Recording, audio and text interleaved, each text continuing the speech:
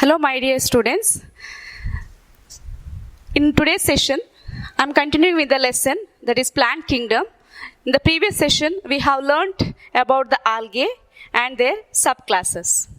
Hope you are remembering about the previous class points. Let me revise little about the last class. We have understood that plant kingdom. See, this is a chart I have brought here to make you clear about the classes of plant kingdom. See, this starts from algae, then what are the classes? Then bryophyta, then pteridophyta, then gymnosperms and angiosperms. So we are going to study in detail about the algae, bryophyta, pteridophyta, gymnosperms and angiosperms.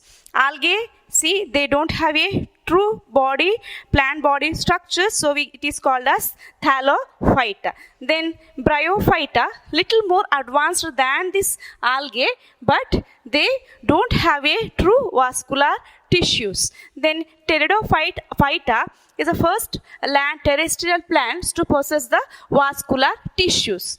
And you know about the vascular tissue, I hope, and I'll tell you about that while comes to that point. Then gymnosperms, they produce seeds but not covered. So they don't produce the flowers and fruits.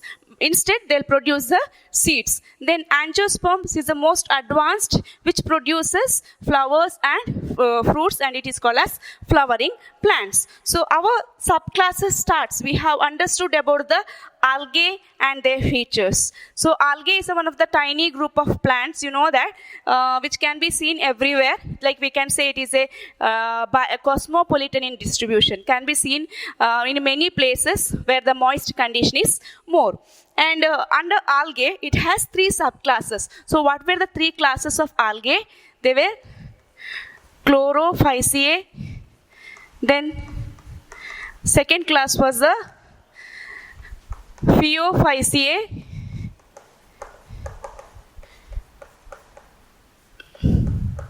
Then third subclass is the Rhodophyceae.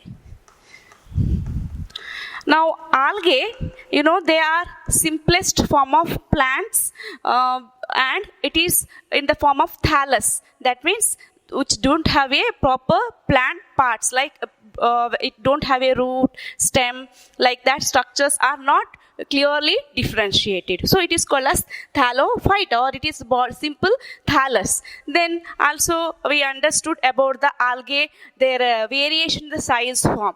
We know that they can be in unicellular form, like which is a unicellular algae, it is Chlamydomonas. Then some of them can go up to 150 feet, that is found in the Phaeophyceae, that is marine algae, that is kelps and all, go to a high extent. So that's the variation we can see in respect to their size. And then about their reproduction, it is important because in three subclasses also you are going to study this reproduction. What were the three types of reproduction? Vegetative reproduction, then asexual reproduction, then comes the sexual reproduction. In the vegetative reproduction, only the fragmentation, then what other you can see, even binary fission also there, we can observe in the algae. Then asexual reproduction is by formation of zoospores. Okay, they can be motile, then some of them non-motile. Then sexual reproduction is by the form of oogamous. Then it is the gametes, based on the size of the gametes and nature of the gametes, it is differentiated as isogamous if the gametes are similar. Anisogamous means which the gametes are dissimilar. If the one gamete is large, another is small, then it is called as oogamous type. So there are three kinds of sexual reproduction can be seen among algae. Then come to the commercial importance of algae. Algae is a very useful plant with respect to the nature as well as with respect to the commercial values. In the nature, they are the main primary producers in oceans and all. So it also helps in fixing carbon dioxide, as well as it also helps in liberation of the oxygen, and also it provides food for the aquatic organisms. And some of the commercially useful algae like Gelidium, gracilaria, where you can produce some of the commercially useful products like agar. Then the preparation of ice creams and jellies, also we use that, which is obtained from the jellydium. Like then otherwise also this algae has a lot of importance even in the production of biofuel also in the we also understood that since it is easily can be grown, it is also used by the space travelers as a food. So totally algae is of a lot of significance to us. So let us go with the subclasses. In the Chlorophyceae, we have already understood what were the features of Chlorophyceae, which is known as green algae. Phaeophyceae is known as brown algae. Rhodophyceae is known as red algae. Now, what is the common name for this Phaeophyceae? Phaeophyceae is also called as brown algae. Why it is brown? It's because of the predominance of the pigments present in it. Okay, that pigments gives a brown or some dark color to this brown algae. So that's why it is color is in brown. Habitat, it is marine. Brown algae is found in the marine habitat. Then their size is variable. I told you some of the algae that especially in the algae, they brown algae, some of them are small and some of them are very they'll go to a high length. Okay, that example is what are the example for this? Ectocarpus, dictyota and laminaria. In that, kelps will go to a high forms, can go up to 150 feet. Then the simple thalloid morphology, they can be simple and thalloid and branched. The variation in size, they may be simple, they are thalloid, and as well as they can be in branched form. Then they can be always in the filamentous and profusely branching type also we can see. They can be in the filamentous form. They also can be in the profusely branching, in the sense they will branch and they grow more. So profusely branching type also can type of plant can be seen in brown algae. Then pigments and colors. What is the color? Mainly we said color is brown due to the pigments. They have 4 pigment in that. They have chlorophyll A and chlorophyll C. They don't have the pigment B. Okay, chlorophyll A and chlorophyll C. Remember this because there is a chance of confusing with the pigments present in the 3 subclasses of algae. So in this brown algae, only chlorophyll A and C is there. Then another pigment is xanthophyll is there. Then fucoxanthin is there.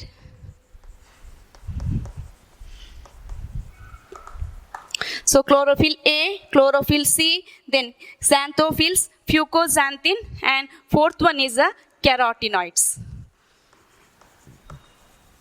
And because of the predominance of the pigments xanthophyll and fucoxanthin, their color is brown in nature. Then also they have some color ranging from olive green to various shades of brown. So their color can vary from olive green to brown color. So such variation can be seen with respect to their color. Now stored food. What was the stored food in the case of Chlorophyceae? Chlorophyceae was a algae which stores food in the form of starch and pyrenoids. Starch along with the proteins. Here, this in brown algae, the stored food, it is in the form of laminarin and mannitol.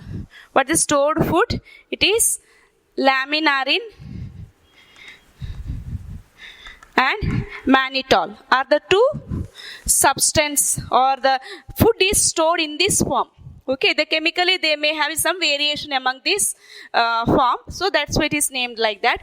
So in brown algae, remember brown means it comes N, right? So remember like that. In both the form of food storage, they have N in that. In both the name term, there is a N is there. So likewise, you can also just you relate with that name and remember that. So food is stored in the form of laminarin and mannitol. Then cell wall. How the cell wall is made up of? Cell wall is made up of cellulosic cell wall.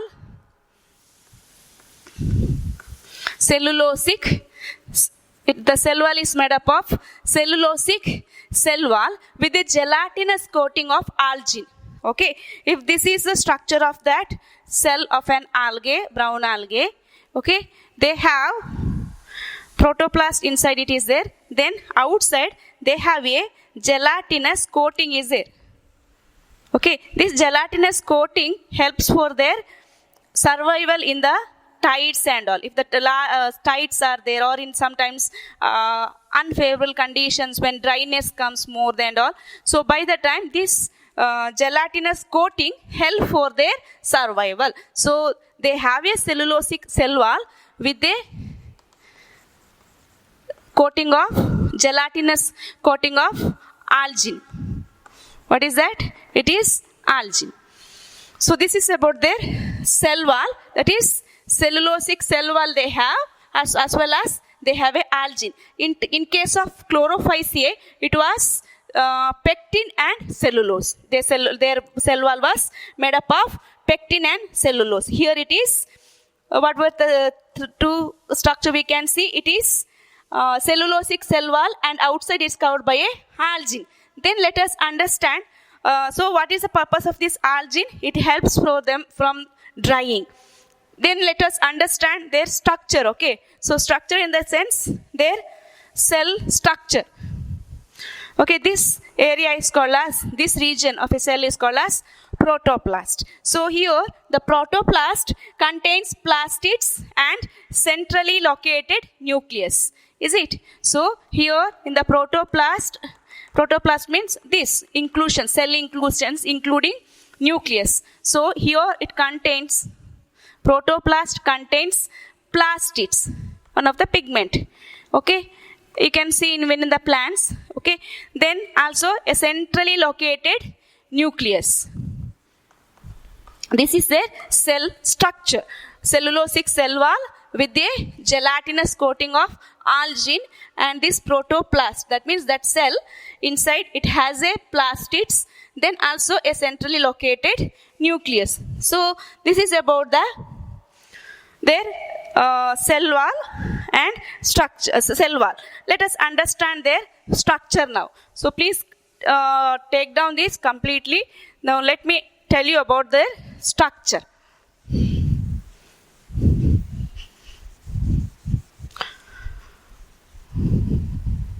Structure, you can see, already I told you they don't have a well differentiated body parts, but instead they have that root-like structure, then stem-like structure and leaf-like structure. So this is a part of a brown algae. This is an example of, this is which algae, it is a laminaria. Okay, so it is a laminaria species. Brown algae, one example, it's a laminaria. So you can see it has a hold fast which helps for attaching to the substratum. Consider this is a rock. So to attach for that they should have a root-like structure, but it's not true. It is not a true root. Then it has a stipe. Then there is a elongated leaf-like structure is called as frond. So this is the morphology of their plant body. So it is attached to the substratum by hold fast, then elongated structure called as stipe. Then this is a photosynthetic organ called as frond, F-O-N-D, frond. The photosynthetic organ is called as frond. So these are the three structures can be seen in their plant body. Then let us understand about their reproduction in this brown algae. So reproduction means, here it has three modes of reproduction. Okay, so it is, what are the three modes of reproduction? They can have asexual, then vegetative and sexual reproduction. So let us understand about the reproduction in brown algae. So as first one, vegetative reproduction. How the vegetative reproduction can be seen? Vegetative reproduction is by fragmentation. Vegetative reproduction is by fragmentation. Then also by fragmentation, I told you. It's like when the parent body divides or gets broken into small pieces, they will develop into a new plant. That's a fragmentation. So here, vegetative reproduction is by which method? It is by fragmentation. Then what's the next method? Next method is asexual reproduction. Asexual reproduction is by biflagellated zoospores. What is that? Bi means two. Flagella means a tail-like structure which helps for their movement. Okay, here this all microscopic structure, so you can't see with the eyes and never think that with the algae you can see all these structures. Okay, so it has a biflagellated zoospores. What is the asexual reproduction mode? By biflagellated zoospore. Then third method of reproduction is sexual reproduction. So anyhow, you know about the sexual reproduction among algae. We have understood already. It is what were the three methods? It is isogamous, anisogamous, and oogamous. So here,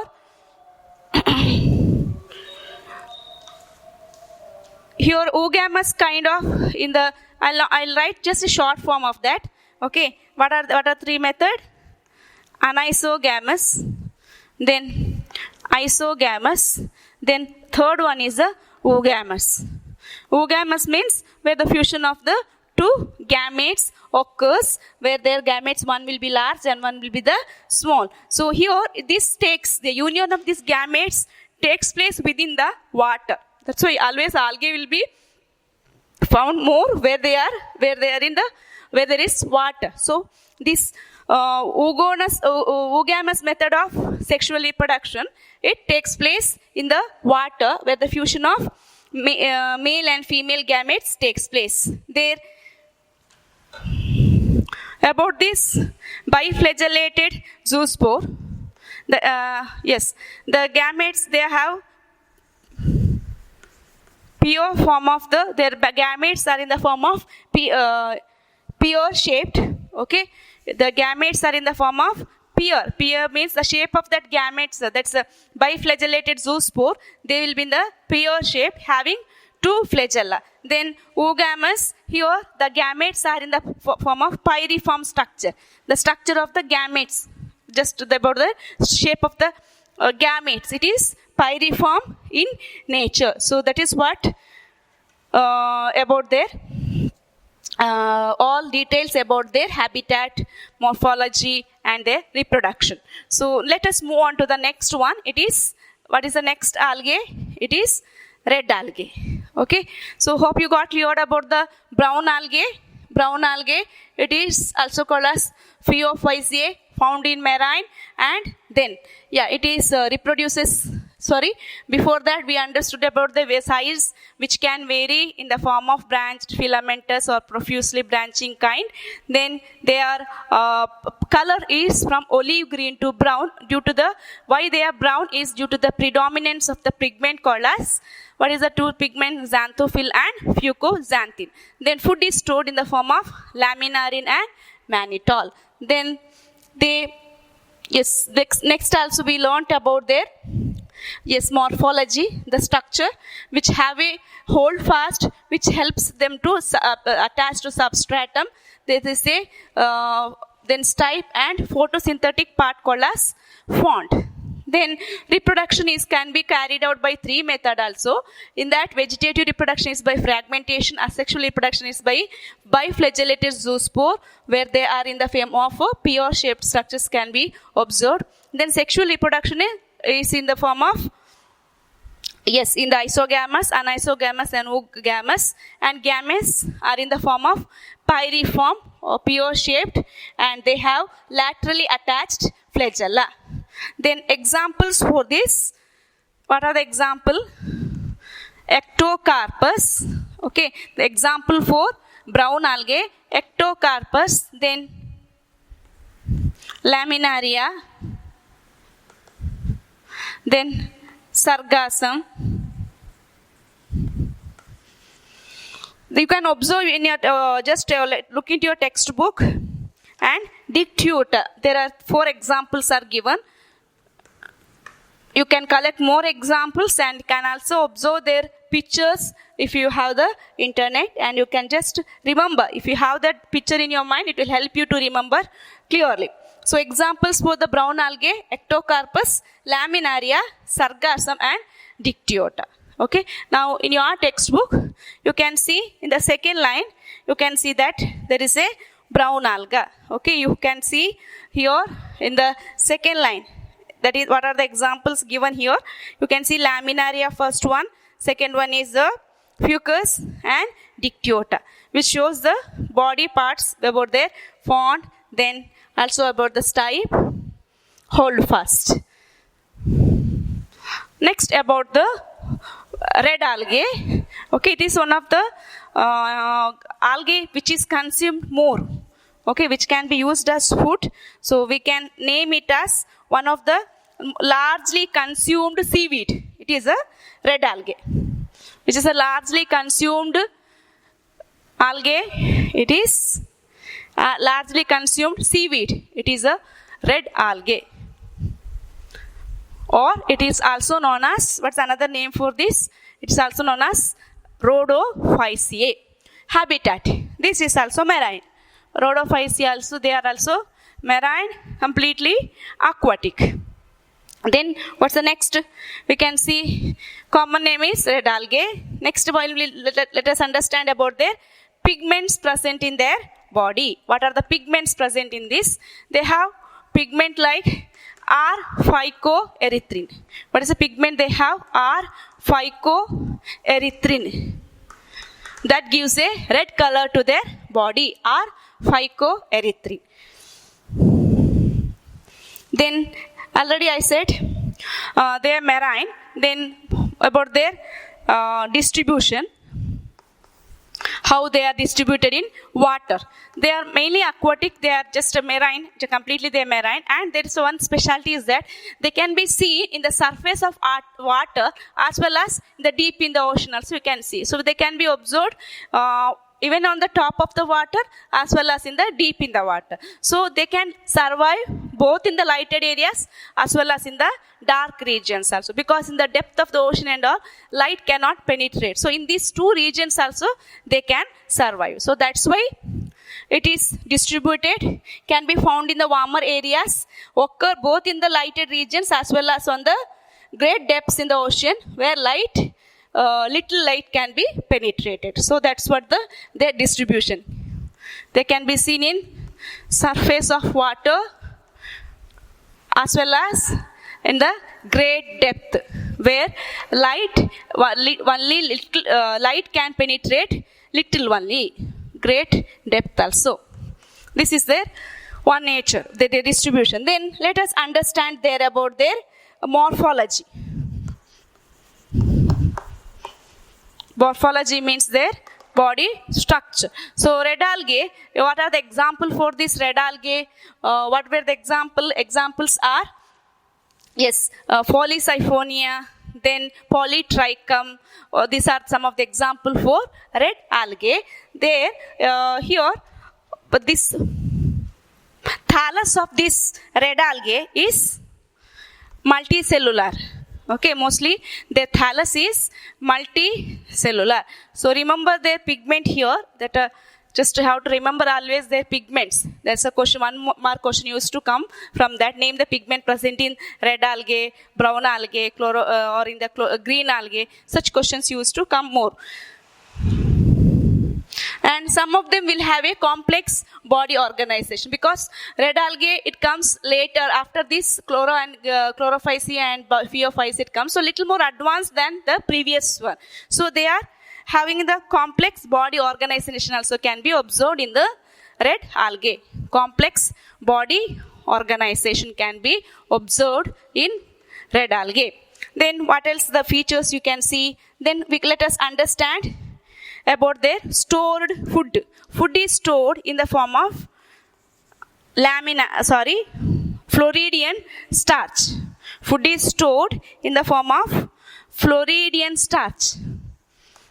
Floridian starch, this component is, when it is analyzed biochemically, it was found similar to the two pigments which is present in the higher organisms also, that is amylopectin, which is found similar to amylopectin, and as well as it was found similar to the glycogen also. You might have heard of glycogen, which is stored in our body as well as, right? So this Floridian starch, even though it is found in the form of food in the case of red algae, they seems to be similar. The structurally they looks similar to the amylopectin and glycogen. That shows that they are more advanced than the previous two subclasses.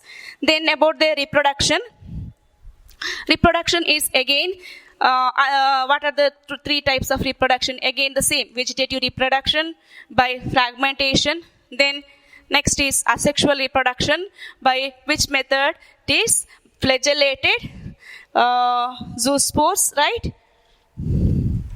Then also, yes, here it is non-motile spores, and one difference is that sexual reproduction is only by the method of oogamous. Other two similar.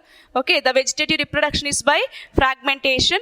Then sexual reproduction is by which method? Asexual reproduction is by the method of spores, which are non-motile spores. Okay, aplanospores. Then sexual reproduction is by oogamous spores. Okay, then there will be then another very important thing is that here you remember, sexual reproduction is by only oogamous type of sexual reproduction. Okay. Then post-fertilization events also can be observed. They also shows the changes after the fertilization. So complex fertilization events also associated with this group of algae. That also an indication to make us to understand that they also advanced. This group is advanced than previous two classes. So it also shows some of the post-fertilization development. Now examples for the red algae. What are the red examples? Polysiphonia, then Gracilaria,